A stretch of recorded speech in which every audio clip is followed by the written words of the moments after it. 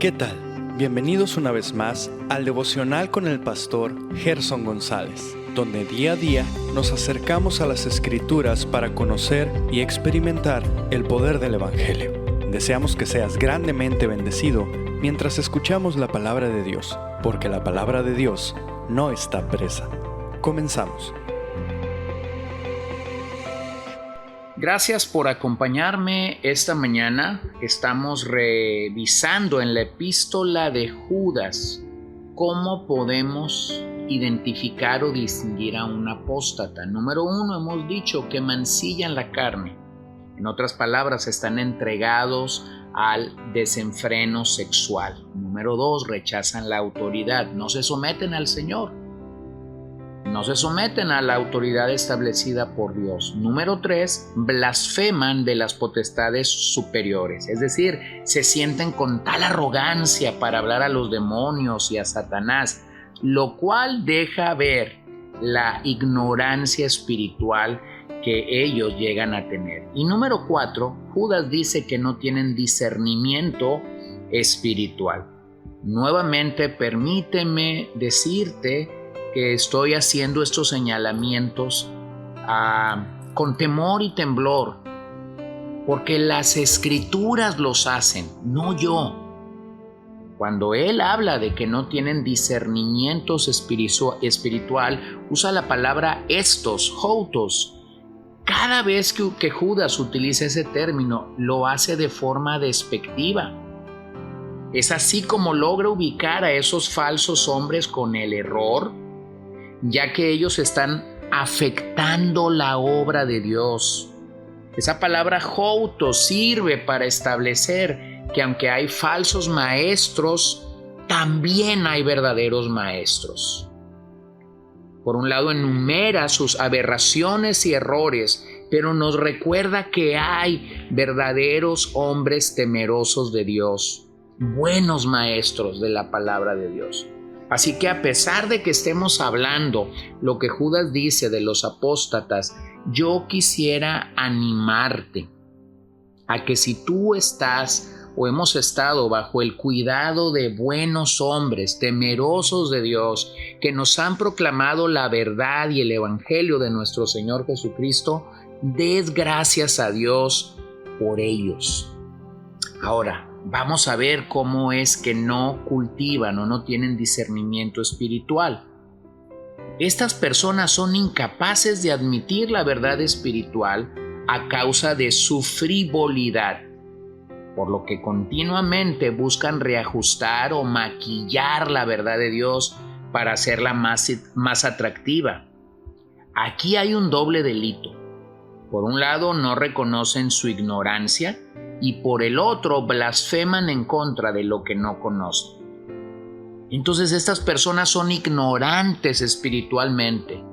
Se mueven por los instintos, se mueven por lo que ven, por las circunstancias, porque sus sentidos espirituales están atrofiados.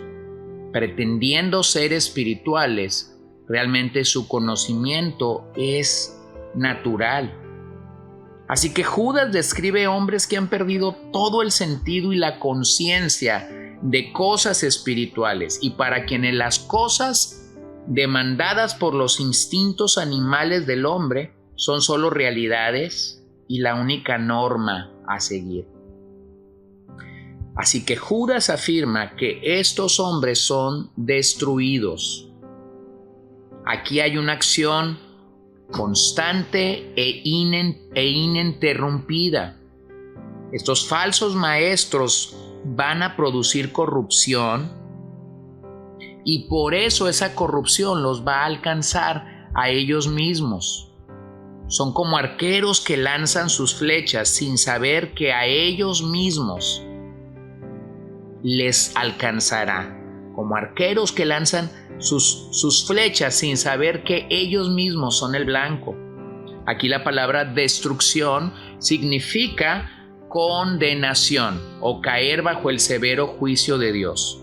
Por esta razón Jesús nos advirtió en el Sermón del Monte que nos debemos guardar de los falsos profetas, que vienen vestidos con pieles de oveja, pero que por dentro son lobos rapaces.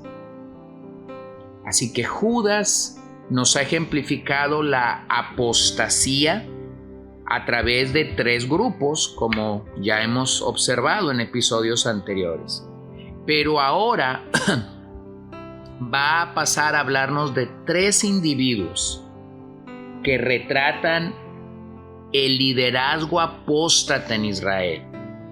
De nuevo observemos que va a recurrir a la historia de Israel, claro,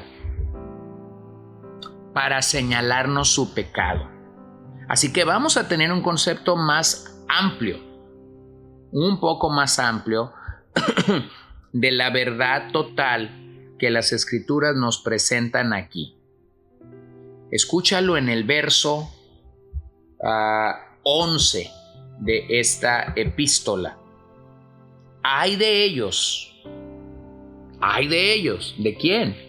De los apóstatas, de los que venimos hablando, porque han seguido el camino de Caín y por lucro se lanzaron al error de Balaam y perecieron en la rebelión de Coré. Así que aquí se nos recuerda de 3 hombres, todos, por cierto, relatados en el Pentateuco: el camino de Caín, el lucro de Balaam y la rebelión de Coré. La expresión "ay de ellos" comunica dolor o denuncia.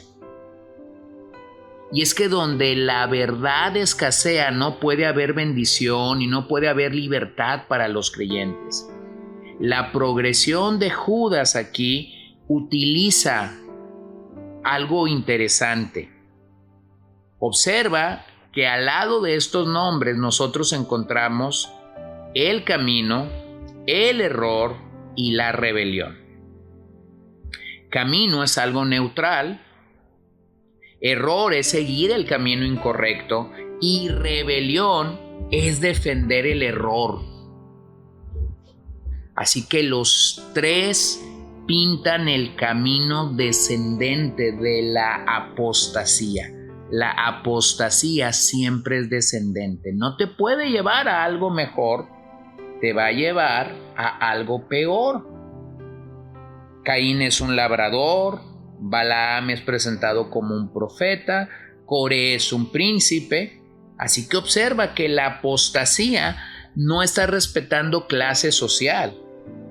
No solo afecta el púlpito, también afecta el campo o el palacio.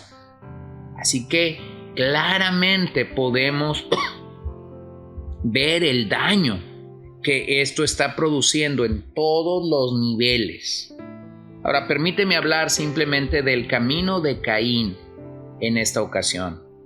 La historia de Caín la encontramos en Génesis 4.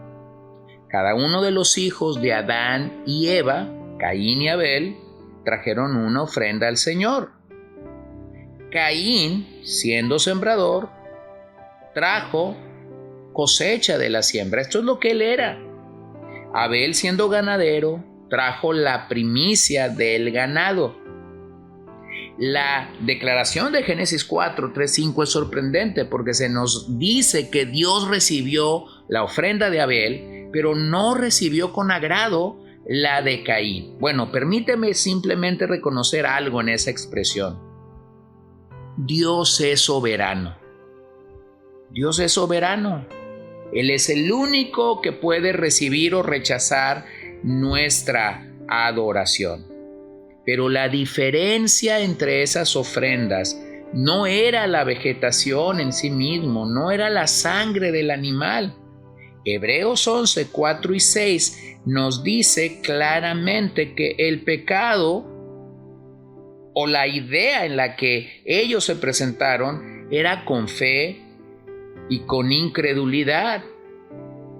Así que yo creo claramente que lo que Hebreos nos está aclarando de esta situación es que nuestro acercamiento con Dios debe o ha de ser un acercamiento en fe. Por esa falta de fe Caín no pudo escuchar al Señor cuando Él le advirtió del pecado que estaba tocando a su puerta y lo quería demostrar y lo quería devorar, Él mostró entonces su rebeldía en cuanto a la voluntad de Dios sobre los sacrificios. Así que claramente lo que tenemos aquí es que Caín representa a esa humanidad que continuamente desprecia a Dios. Aquí tenemos la primer tragedia familiar de toda la historia. Tenemos al primer asesino de la historia, un prototipo de ambición egoísta, de envidia, de celos. Quien sigue ese camino asesina el alma de aquellos que quizás realmente están buscando a Dios. Y como Dios mismo le pregunta en esa respuesta sarcástica que Caín da, ¿acaso yo soy guarda de mi hermano? La respuesta de Dios es que en vez de haber cuidado a su hermano, lo había matado. Así que Caín nos muestra una vida carente de principios espirituales, sin fe, una vida dominada por los celos y la envidia. Por lo tanto, nuevamente la advertencia es: cuidado con los que siguen el camino de Caín. Sus obras son malas, actúan sin fe, actúan sin confianza en Dios, buscan matar con su lengua, sus acciones son malas, su amargura. Por lo tanto, si tú eres un creyente, la advertencia es clara: tenemos que cuidarnos de ellos. Y si tú estás pecando de esta manera, tú tienes que responder a la exhortación de Dios, lo que Caín no pudo hacer en aquel momento de la historia de Génesis 4. Vamos a orar. Señor, te doy gracias esta mañana, porque nuevamente tu palabra es tan certera para hablar a nuestro corazón. Yo te ruego que nos ayudes, que nos alientes, que nos des de tu favor y de tu gracia para poder obedecerte. No nos permitas estar en el camino de Caín. Líbranos de él. Y ahora mismo, si cualquiera de nosotros no nos acercamos a ti con fe, yo te pido que tú nos ayudes, que tú nos rescates, que tú nos libres y nos puedas brindar salvación y vida eterna solo en ti. Pedimos esto en el nombre de Jesús y te damos gracias, Señor, esta mañana. Bendice a todos nuestros oyentes, sé con ellos, guárdalos, tu fortaleza sea sobre sus vidas y tu gracia les acompañe en todo momento. En tu nombre oramos, Señor. Amén. Gracias por acompañarnos el día de hoy. No olvides compartir este devocional con todos tus conocidos y recuerda que puedes seguirnos en Podbean, Spotify y Facebook como CCBN Los Mochis para que puedas escuchar todos los mensajes, los devocionales y también seguir nuestras transmisiones en vivo. Esperamos que nos acompañes el día de mañana. Que el Señor te bendiga.